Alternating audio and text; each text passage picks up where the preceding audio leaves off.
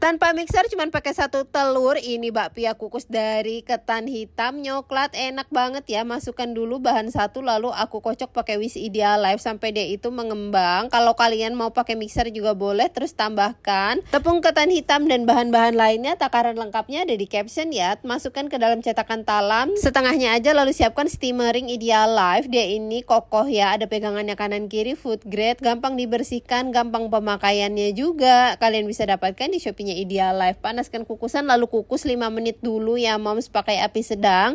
Setelah 5 menit tengahnya aku kasih selai, lalu kita timpa lagi pakai adonan ya, kita tutup sampai penuh. Ini pakai granit set cookware Idealife tipe L22B, 1 set ada kaserol, wok pan dan ada fry pan-nya juga. Kita kukus kurang lebih 15 menitan, kalau sudah matang kita angkat.